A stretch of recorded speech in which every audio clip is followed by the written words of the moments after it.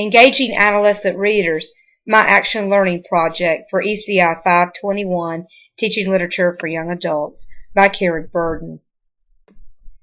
I teach high school English, and every day in the English classroom, these comments represent the typical samplings I may get when I ask my students to read. Things like, I've never finished a book that my teachers have assigned me, or reading takes too much time, I don't have time to read a whole book. There's a lot of negativity and a lot of resistance, so much so that I get discouraged, and I was very eager when this project work began to find a way to combat that situation.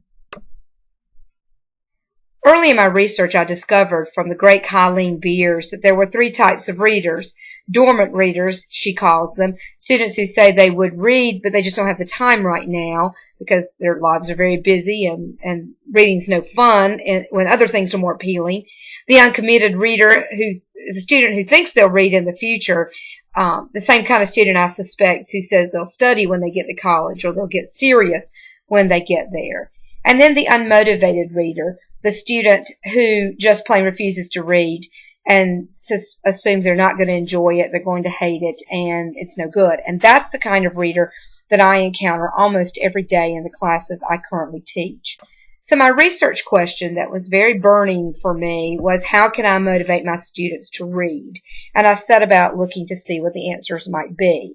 I came up with the idea that my students were going then to choose a book from the young adult arena, since the research did suggest that young adult literature was particularly appealing, and obviously we've been studying that, and that all that reading that they did was going to culminate in an event called a book talk.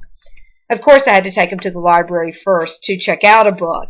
Allowing them to go on their own probably meant that weeks later some of them would have never had a book.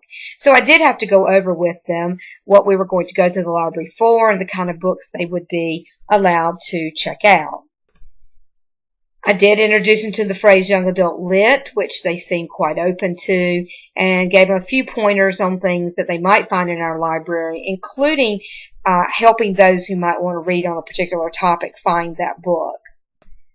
And of course, the deadlines, the normal things that go along with it, the culminating activity, the fact that they'll have to prepare to do it more than just read it, just some simple things. But I didn't want to overload them too much there at the beginning.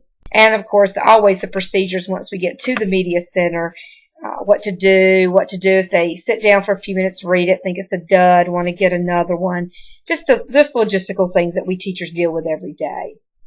But once my students had their book and they were asked to put in writing why they chose the book they did, I got some interesting answers. As you look at these responses right off of their work, you'll see that some of them did something as simple as choose a book because of its cover, because it had a cool title, because it had a piece of art on it that they were interested in. There were those who said a friend recommended the author or the title. There were a couple who had seen me talk about graphic novels and demonstrate a few of them and said they really wanted to read one of them. There's even a student there who saw a book that reminded her of her favorite TV show. Some other students on this, same reason, pictures and titles, but a book that appeals to something they were interested in, such as a student making reference to magic. Another student suggesting that it dealt with African Americans on the previous slide, and even students admitting openly they got a book because it looked brief. There were checkpoints along the way, two, in fact. The first checkpoint was kind of like day one, day two blended, but I did want the students to get started, so they were required to tell me what was going on in their book so far, and did they like it or not. And then a few days later, the next checkpoint, very close to the due date, was, are you finished, and do you think you'll get done, and what things about the book do you like and dislike, and to be honest. And I like the metacognitive elements of that so that students realize they did have to start from the beginning to speak to me about their book and their reactions to the book. And then on April 15th, the Friday that our school got out for spring break, we did go to the cafeteria for the book talk. And the students were set in tables, 5 tables with cloth tablecloths and yellow daisies and a full palette of refreshments that I provided. I divided them by gender and ethnicity and as much as I could by ability level that I thought might complement each other, and off we went to talk about our books. The young man in the foreground here is beginning to share his graphic novel with the young man on his right. I was very proud of this young lady who read Winter Girls with some urging from me, but she did, and that was great. The young lady in red there read a fourth in a series of 6 books that she was really committed to, some science fiction. The girl with the reddish color hair is an avid reader and a huge Ellen Hopkins fan. And the blonde there is our school librarian who attended the book talk for one of my classes and filmed some of it for future use. That's me in the middle with these 2 students on my right and left. I was able to visit each table and for a period of time and engage in conversation and find out how things were going and what had been shared. And I looked at their books again, although I already knew what everybody was reading. This young man, I was very proud of him, chose a graphic novel and was very honest in the strong language and the objectionable situations in it. Spoke to me several times during our course of this about that book. It was called Stuck in the Middle. 2 young ladies who chose to read books that really had a high appeal to teen girls, reminding them a great deal of all the teen scene kind of things. The girl on the left is just my treasure here for this project. She is a student who does struggle remarkably, and yet she started with a Blueford High series book, and by the time we were ready to present, she had read 4 Blueford High series books when she was only required to read 1, and she is currently on her 6th book. And then near the end, once I had finished, we got each table to sort of display their books and just do a quick shot of them. You'll notice here the Prince Winter Shipbreakers on this table, as is the great Walter Dean Myers book, Confessions of My Dead Brother. This young lady, the art you see in the front with the black, is the most spectacular art I've seen. It's an incredible collection of ideas. I'm hoping she's going to let me keep it.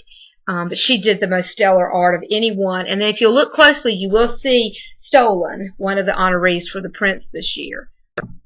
My students were engaged. They were, indeed. They did make their own choices, and I believe that's one reason they were so engaged. And they had limited guidance from me, and in some cases, no guidance.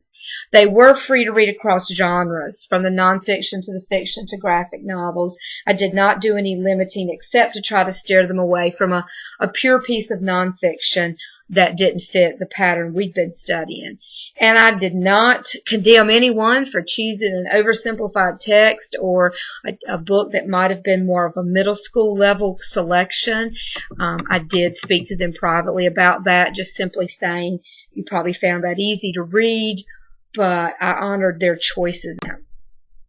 They were also allowed to connect to the piece in personal and creative ways.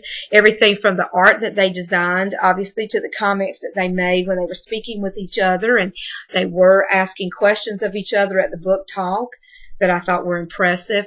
And I do think everything about their book talk hinged on transaction. Rosenblatt speaking of responding and reacting to the book and the meaning that they found in the text without my interjection. My whole ALP was a bit of a risky experiment to see if my students would be engaged readers, but they were, and I was overwhelmed at their responses, even though we got off to a rocky start that first day in the library.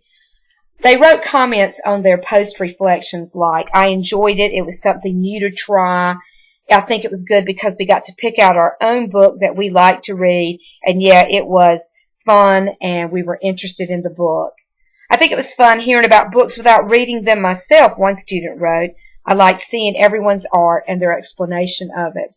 I enjoyed it, and I think it should be every Friday. That would be wonderful, wouldn't it?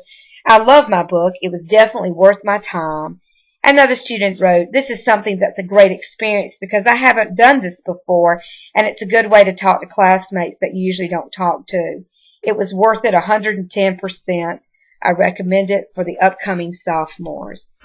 So I think my challenge that lies ahead will be to see if I can continue to have that kind of active engagement as I teach required pieces in the curriculum and look for ways to embed young adult literature in my future lesson.